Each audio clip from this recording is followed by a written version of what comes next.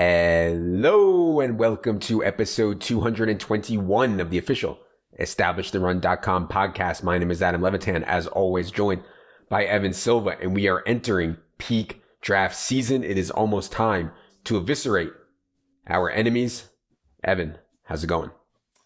It's going well. You guys just banged out the podcast with pace and snap specialist Pat Thorman, so people should check that out. Today we'll be talking about some news and notes around training camps, as well as latest changes to the top 150.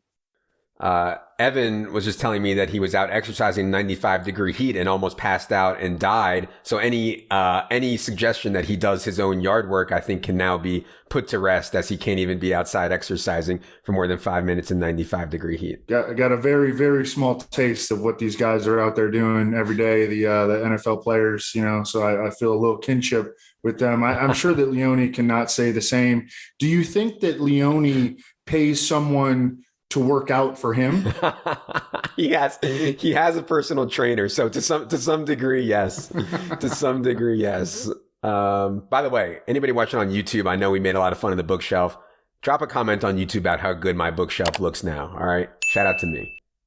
On today's show, as Evan said, we're going to examine the latest camp news. We're going to look at takeaways from the first preseason game that happened between the Cowboys and the Steelers. We're going to go over changes to Silva's recent top 150 rankings changes. Before we get into that, two things. First, our best pricing by far, by a mile, is on the bundle package. Combines the draft kit and the in-season package, and for a limited time, that is the lowest price you will have all year. Second, the first full preseason DFS slates are this weekend, Thursday, Friday, Saturday. We are grinding ourselves from 3.9 inches down to 3.5 inches, trying to get all the information we need to beat these slates. Preseason DFS is a separate package. Check it out on the site. Also, must remind everyone, this show is indeed brought to you by our friends at Underdog Fantasy. There is a $5 buy-in best ball tournament, $500,000 prize pool called the Puppy 2. If you have the draft kit, you are entitled to at least $10 for free on Underdog. Take the free money, fire it at the puppy, upload our rankings, use the strategy articles. Easy game. All right, let's get into it here, Evan. First bit of news that came down on Monday, Saquon Barkley, as we've been alluding to here, back in practice. And, I've been outspoken saying that I think they're just under-promising. They're going to try to over-deliver on Saquon's health. I think there's other holes you can poke in Saquon, though, for sure. We touched on some of them with Thorne. They've been reportedly a mess. You eviscerated them in their team-by-team preview you did on the Giants. How are you thinking about Saquon now that he's back in practice? Are you going to move him in the rankings? I don't think so. I think I'm going to leave him right where he was. I don't think anything has changed. I think that all it really did was took reserve PUP, which would have cost him the first 6 games, out of play. But we never expected that anyway. And now the question becomes, is he going to be ready for week 1? My guess is that he will be, but he will be limited. And now there have been reports that Corey Clement has been outplaying Devontae Booker in Giants camp. They traded, or they signed Alfred Morris. They drafted Gary Brightwell. They've been preparing to ease Saquon Barkley in, or maybe not even play him in week 1. I know he's got a tough schedule those first 2 games. And then, he's going to be maybe like a flex play in those first 2 games, assuming that he's available. Yeah. To me, it's not the health. I think he'll be available. I think he'll play plenty, but I'm okay with you having him 14th overall because my God, this offensive line, this team could be just an absolute stone mess. It's not just the knee. There's a lot of other factors going on with the Giants right now. So his health might be fine, but I think that he's going to be in a committee in a bad offense. Facing bad matchups. So I could pull up what the matchups are right now, but it's not. I know it's not favorable. I was going through last night. I went through every team's first 6 games, and the Giants have one of the tougher ones. Yeah, for sure. Speaking of the Giants, you moved Kenny Golladay down to wide receiver 41 from wide receiver 34. Kenny Golladay pulled up lame with a hamstring injury. Doesn't sound too serious. Initial timeline is about 2 to 3 weeks on Kenny Golladay. You now have him 85th overall. He's behind Deebo Samuel. He's behind Fake Hollywood, Marquise Brown, behind Laviska Shenault, behind Tyler Boyd. In other words, way below ADP now on Kenny Golladay. Is this injury related? Is this Giants cold feet related? Talk to the people a little bit more about moving Kenny Golladay down. Yeah, it's everything. It's, it's even like changing teams, changing quarterbacks. I mean, it's a really big downgrade to go from Matthew Stafford to Daniel Jones. And Kenny Golladay is a contested catch receiver. I think to some extent those guys need practice time with quarterbacks more than the separators who were, the quarterback can see the guy get open. Kenny Golladay, I mean, there's got to be a bond there, for that to, that's a mesh for the quarterback to, and especially, I mean, as much as he has struggled, again, I keep going back. I don't understand why it was just like, there was never any question about trying to upgrade an offensive coordinator. Just like, oh, Jason Garrett's coming back. Like there was never a doubt. And I think that they're gonna really, it's gonna hurt because he has never had shown the ability to make adjustments. You remember going back to Dallas, like Tyron Smith would go out, they would just plug, Chaz Green in there and he'd get killed all game, and there would be there was no scheme change during the week installed into the game plan to help Chaz Green. And then they get to halftime, he's getting killed in the first two quarters. They come out of halftime and Chaz Green's still in there getting killed for the final two quarters. So, this is a Jason Garrett thing. And I mean, he is the antithesis of an offensive coordinator who would work to minimize his team's weaknesses and maximize their strengths. Yeah, I mean, I like Kenny Golladay as a player. I can't dispute anything you said. And what Brandon talked about last week, by the way, Brandon's rankings are up now. He had the Giants 30th overall in offensive line, and that's maybe okay for some quarterbacks. Daniel Jones under pressure is just a stone mess, and so that concerns me as well for Kenny Golladay. Staying in the NFC East, Eagles running backs. I want to give a shout out to Elliott Shore Parks, ESP. I know ESP. I've been out with him in Philly a couple times. Good dude. And he's basically been charting first team reps at the running back position. And so what he came out with through the first 10 practices, first team carries right now, Miles Sanders 34, Boston Scott 18, Jordan Howard 4, Kenny Gainwell just 1. Now Kenny Gainwell does have 20 catches. We don't know how many of those are with the first team or with the second team, but I think this sounds about right. Miles Sanders is going to get 60, 70, 75% of the carries. We don't know exactly what's going to happen on passing downs. You have Miles Sanders 37th overall. That's a little bit ahead of market. I agree. I've been taking Miles Sanders when he falls to me late 4th in the 5th. You do not have Boston Scott in your top 150. You do not have Kenny Gainwell in your top 150. How are you thinking about the Eagles backfield? Yeah, I think that even in a scenario where Miles Sanders goes down, Kenny Gainwell does not jump into like a workhorse role. No. I think that he is a niche back. I think that those numbers speak to that. And I think that they see him as like Giovanni Bernard or Nyheim Hines, absolutely, who, the Eagles' new head coach, Nick Sirianni, of course, worked with and used heavily in Indianapolis the past 2 years. So I think that they see him as a niche back. And I don't think that this isn't a Phillip Rivers offense, though. This is Jalen Hurts. He's going to take off on third downs, on third and long, rather than checking the ball down. I don't know why people are so bullish on drafting Kenneth Gainwell. I mean, he goes in every draft. Yep. And he's a 5th round rookie with a very limited ceiling, I believe, unless he can somehow knock Boston Scott out of there. But I don't think that's happening, right? No. No. I think I totally agree with you. If Miles Sanders were to go down, you'd see Boston Scott in the Miles Sanders role. The only path for Kenny Gainwell to have relevance is that Nyheim Hines role. In other words, Miles Sanders, Boston Scott play one role. Kenny Gainwell plays a completely different role, but I don't know if a 5th round rookie is going to be able to do that. And Sanders and Boston Scott play pretty well in the pass game themselves. So I was guilty of taking some Gainwell late, last round of underdog drafts. I've stopped doing that. I think there's better late round running back stabs at this point. Rashad Penny comes to mind. Gio Bernard comes to mind as well. DJ Chark hurt his finger pretty badly, needed surgery, needed a plate installed in one of his fingers. You have given him a massive dump in the top 150. He's now down to wide receiver 42, down to 86th overall. Not good for a receiver to have a finger injury. Talk to the people about DJ Chark now. Yeah, that's just a common sense thing. We do not want our wide receivers to be having surgery on their fingers. I mean, that's it's something that like he could aggravate and be a problem all year. You compound that with the fact that the reports on DJ Chark, who, was not brought in by the current Jaguars regime, have been very, very mixed throughout training camp. Urban Meyer has like pulled him aside at times, which could be construed as a good thing, could be construed as a bad thing. Said that he was a DJ Chark last year, watching him on film, he was a big wide receiver that played small. And then Matt Harmon was like, yeah, that's exactly what he was. Mm-hmm. And so, this was kind of an opportunity really to dump him because, and I'm a little bit worried. Colin Johnson, the 6'6" skyscraper that they've got, he's been having a real nice camp, and now he's going to get all the first team opportunities. They're going to be a 3 and 4 wide receiver team. I think they don't have a pass catching tight end. Yep. ETN's going to get some action at receiver. They've got Marvin Jones, who obviously is familiar with Darrell Bevell, the new OC, Laviska Shenault, and Colin Johnson, I think, is going to be at very least a staple in their 4 receiver formations.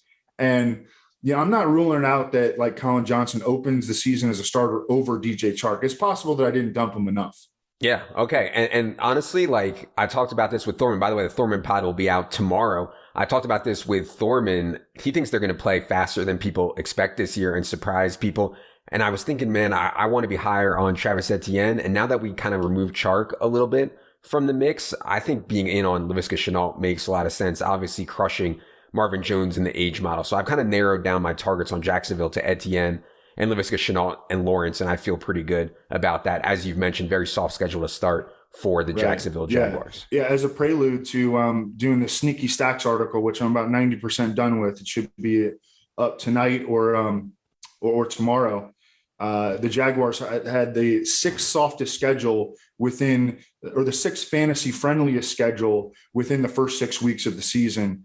So I'm still really I think they're going to start hot. They're going to come out. They're going to surprise people. People aren't going to know exactly how they're going to play offensively. They've got more talent than people think. Again, all 5 offensive line starters back. Mm-hmm. They're going to put up some points. Yeah. I mean, Brandon Thorne talked positively about the Jaguars offensive line. Thorman talked positively about their pace. We all know that they have talent at the skill position. So yeah, I mean, I like the Jaguars for sure. This depth chart stuff, it's funny. We've been doing this for a long time. We know that these preseason depth charts mean absolutely nothing. Mike Vrabel comes out yesterday and somebody asked him a question at the press conference about the depth chart. And Mike Vrabel says, oh, let me see that. I haven't seen it yet. So, so that shows you how much these coaches actually know about them. But when they confirm my priors, I like to point it out. And so by confirming my priors, Mecole Hardman was listed opposite Tyreek Hill. In the past, the problem for Mecole Hardman is he's been listed directly behind Tyreek Hill as Tyreek Hill's direct backup. Again, I think that Mecole Hardman, just a no-brainer. Forget about the depth chart, but it confirms that at least they see him playing a different spot than Tyreek Hill. You have him all the way up to 87th overall now. We've been ahead of market on him since, February or March or something like that. Just been hammering Mecole Hardman. The market's catching up. You got to keep moving him up. Is that what's going on here by moving Mecole Hardman up?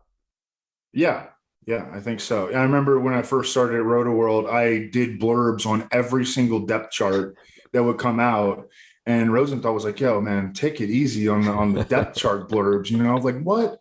No, we got to get this. We got to get this stuff on the site, and I eventually had to learn, that he's right. And I'm at the point where I don't even look at the depth charts at all because it may lead you in the wrong direction. I think it's maybe even likelier to lead you in the wrong direction than in the right direction. But, in instances of confirmation bias, we've got to love it. Exactly. Okay.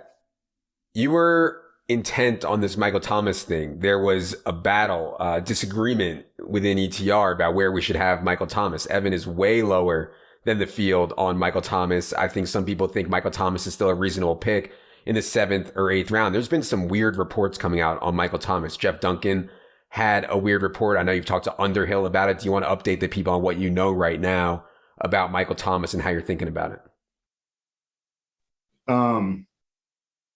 Yeah, it's just, this thing has been, there's a rift between Michael Thomas and the organization. He got into a fight with Sean Payton and Chauncey Gardner-Johnson, who seems to get into a fight with everybody, his teammates, all the Bears receivers, Javon Wims, Anthony Miller.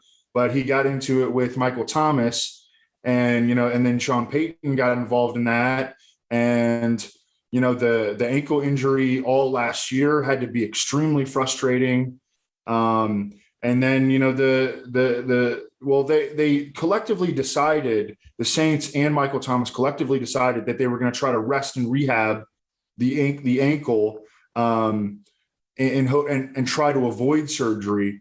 However, at some point, Michael Thomas stopped answering the calls of the Saints trainer and Sean Payton and the wide receivers coach, Curtis Johnson, for 3 months. And then all of a sudden he shows up in June and the ankle's not fixed. The ankle is not right. And they're like, all right, well, we have to have surgery. But why were you ghosting us for, 3 months? You probably should have, been coming in every couple of weeks to make sure that everything's okay.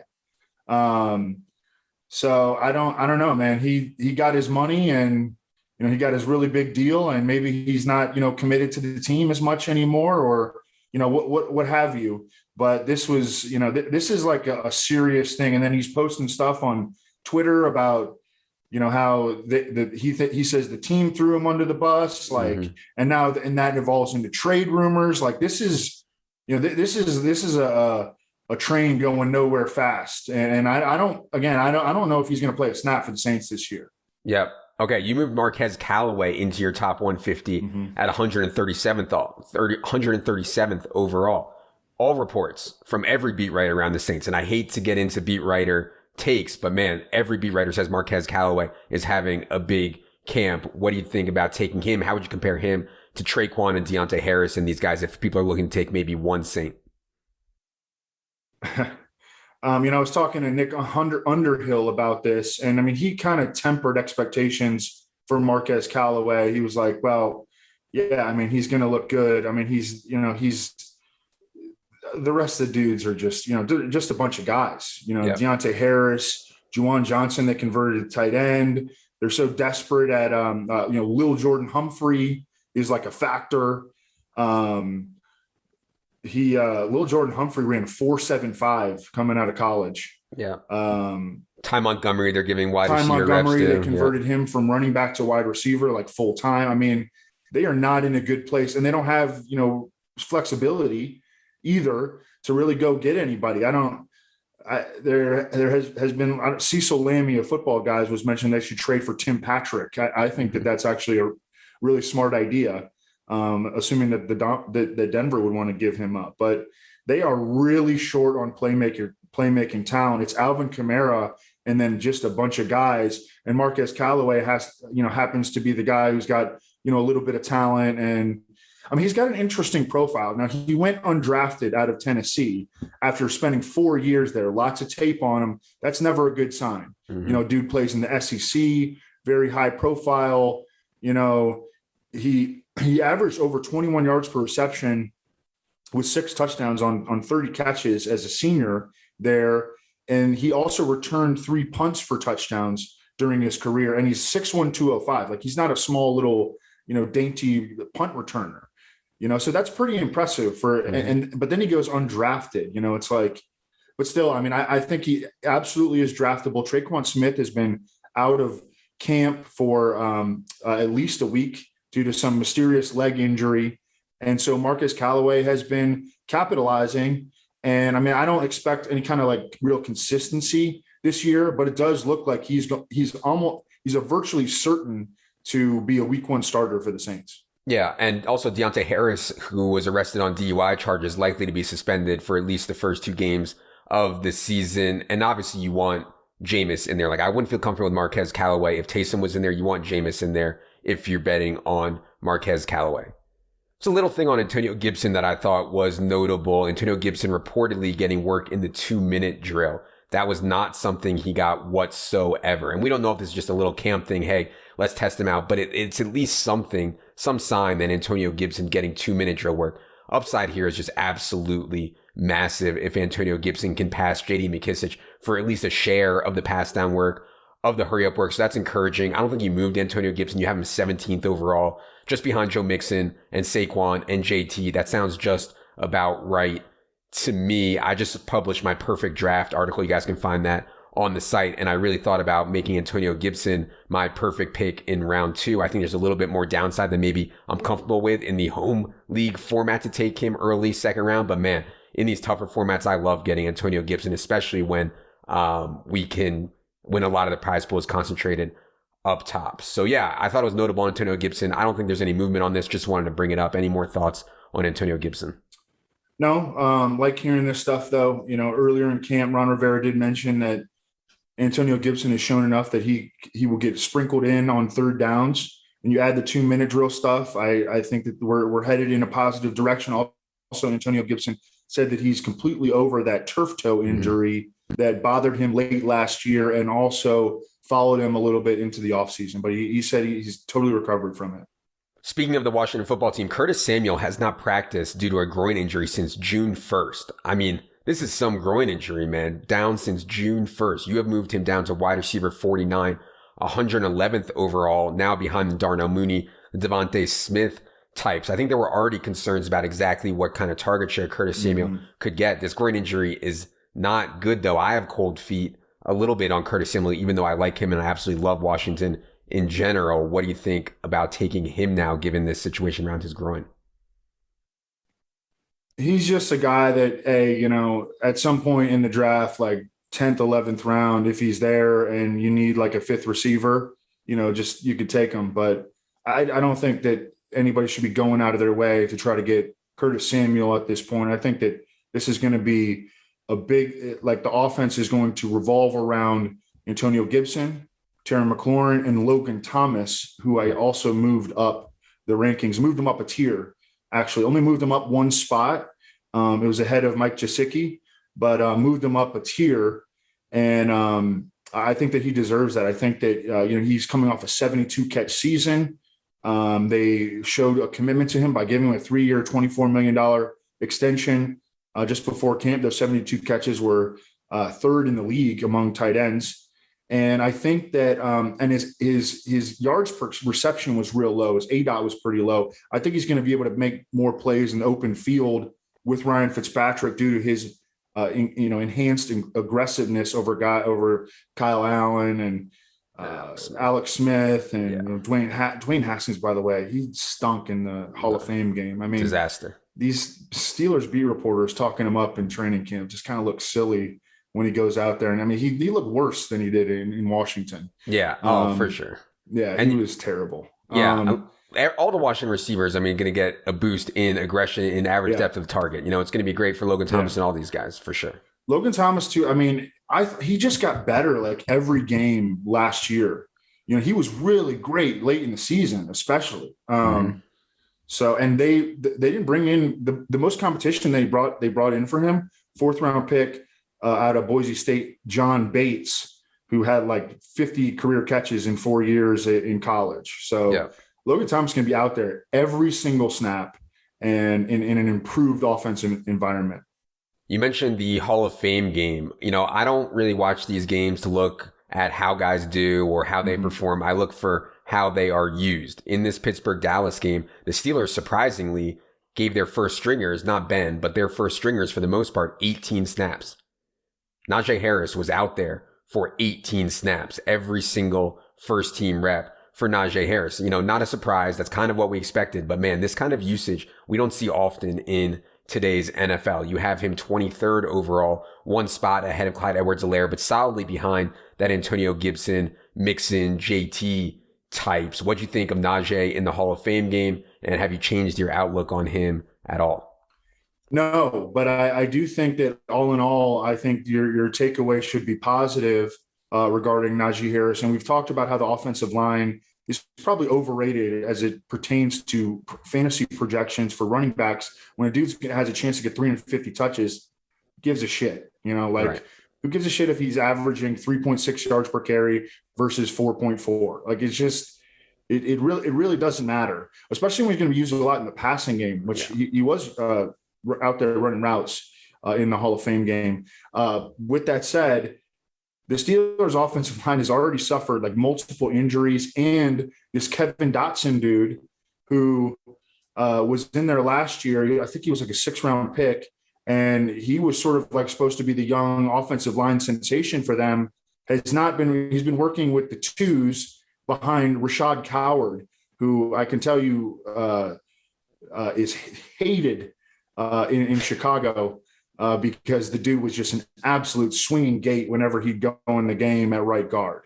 So the issues are significant for the Steelers offensive line. I think it's a much bigger worry for how are they going to fare in the passing game? Is Ben going to be able to stand in there and, absorb all these hits? I'm more worried about the passing game than I am Najee Harris, who's just going to get a billion touches. Yeah, and it's not just touches and yards per carry. Like Evan said, it is the pass game role. You see a lot of these empty carries for guys between the 20s with bad offensive lines. It's worthless. When you are also using the pass game, when you're also using the goal line, it makes a huge, huge, huge difference. Other takeaway I had from that game, there's been a lot of rhetoric out of Cowboys camp that Michael Gallup's route tree is going to change. Last year, Michael Gallup was used as this boundary receiver going vertical. It's really hard to have consistency in fantasy when that's your role. So the rhetoric from Cowboys camp was he's going to move around. He's going to play slot. Even with Amari Cooper and CeeDee Lamb not playing in this game, Michael Gallup only had one slot snap in his 7. Obviously, I'm not going to draw big conclusions from 7 snaps in the game, but he was only in the slot one time out of the 7. You have him 68th overall. His ADP is high, 72nd overall. People are on Michael Gallup. I don't think he's my favorite Cowboy, even at value right now. He was when he was in like the 8th or 9th round. Now he's up way higher than that. But yeah, I don't know. Any concern on Michael Gallup that maybe they're just bullshitting about moving Michael Gallup around more? No, I don't think they're bullshitting. I think they're going to do it. I mean, I don't know that it's necessarily going to translate to fantasy consistency. Like CeeDee Lamb, and Amari Cooper, even with like Andy Dalton in there last year, Amari Cooper was pretty damn consistent. And so was CeeDee Lamb, and Michael Gallup just, vanished. Mm-hmm. So we're getting Dak Prescott back now. I think that Michael Gallup is going to be a spiked week player, even though he gets a little bit more slot work. I mean, at the end of the day, he's going to be probably an 80% outside receiver, maybe 20% in the slot. Cooper will be like 65-35, and then CeeDee Lamb will be like, 60% in the slot, 40% outside. That's kind of how I see it working out. Yeah. Speaking of Amari Cooper, came off the PUP list today. We never really wavered on our Amari Cooper rating, even though people were expressing some concern about his injury. The Cowboys planned for this the whole time. I think Amari Cooper is going to be fine. Again, we still have a full month until the season starts. One guy that I don't want to say getting tired of talking of, we've talked about so much, is Trey Lance. I mean, every time I turn around, people are talking up Trey Lance out of San Francisco. I had the bet last week, Trey Lance plus 330 to start week 1. I feel good about it. You could have gotten some Trey Lance 10-1 offensive rookie of the year not too long ago. I mean, Trey Lance is trending up, and now you have him up to QB 12 in your rankings. There's other quarterbacks you can get with fast starts, with good schedules. Kirk Cousins comes to mind. Trevor Lawrence comes to mind. If you want to roll with Trey Lance as your QB1, I don't think it's the end of the world. I prefer that tier of Josh Allen, Lamar Jackson, Kyler Murray types, but man, Trey Lance is getting really, really appetizing. Big move for you though, up to QB 12. We've talked about him so much, we don't have to spend too much time, but yeah, it sounds like you're getting more and more convinced that Trey Lance is going to be in there sometime in September. Yes. And then the rankings rise is just reflective of Trey Lance's progression from a guy that, entering training camp, the beat writers are all saying he's not going to start week 1, he's not going to start earlier in the season. Kyle Shanahan is saying it. And then all of a sudden, he starts crushing it. He's just, tiers above Jimmy Garoppolo from a talent standpoint. And all of a sudden we got Kyle Shanahan saying, well, he's going to have a role early in the season. So it's just like, we're going like this. And, I don't know if he's going to start week 1, but I think he's going to start early. The thing is, man, I don't know, the schedule is soft. Yes. So if Garoppolo gets the nod week 1 at Detroit and plays well, then he's probably going to get the nod week 2 against the Eagles. I don't know. Then they face Green Bay and Seattle. I think the change the full-time change might be made in there between weeks 3 and 4. I don't know. We're going to have to see how it goes, because it does seem to change every week. Yeah. The one thing I'd say is don't believe anything Kyle Shanahan says. I mean, Kyle Shanahan's kind of ridiculousness is why we were able to get Trey Lance plus 450 to be the number 3 overall pick when everybody thought it was going to be Mac Jones. You know what I mean? And so Kyle Shanahan puts this stuff out here that's just not true. A couple other small things before we get out of here. You move Nelson Agholor up from wide receiver 59 to wide receiver 50. That's ahead of Jacoby Myers, who you have at wide receiver 54. I think the consensus around the industry is that Jacoby Myers is the better pick than Agholor. What made you move Agholor up, and what do you think about those two guys, Agholor versus Jacoby? I think I was just too low on Nelson Agholor previously. The Patriots gave him a pretty good deal 2 years, $22 million. He should be their clear number one. They're another team that has a really favorable early season schedule. I think it's going to be interesting to see if Mac Jones. I had them rated as the third fantasy friendliest schedule within the first 6 weeks of the season. Their offense should be able to play well early on. I think that bodes well for Damian Harris and just whoever they start at quarterback. But I don't know. Nelson Agholor showed that he could win in the deep game. He was more of a run after catch receiver in Philadelphia, but he won the deep game last year with the Raiders. And I think he's going to be the number one for the Patriots. So he belonged higher than I had him previously.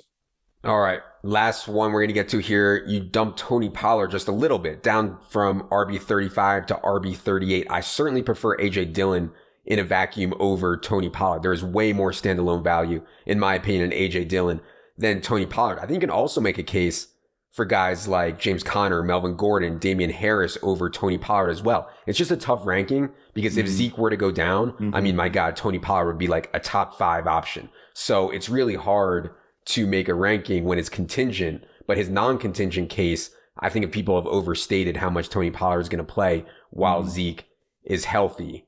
But you moved him down 3 spots. Talk to the people about that. I mean, I don't really have anything to add to what you just said. I mean, I think that's, that you laid it out beautifully. Well done. Shout out to me. Okay. We've said it all here as we continue to catch up on the top 150 rankings changes. Again, that pod with Thorman will be out tomorrow.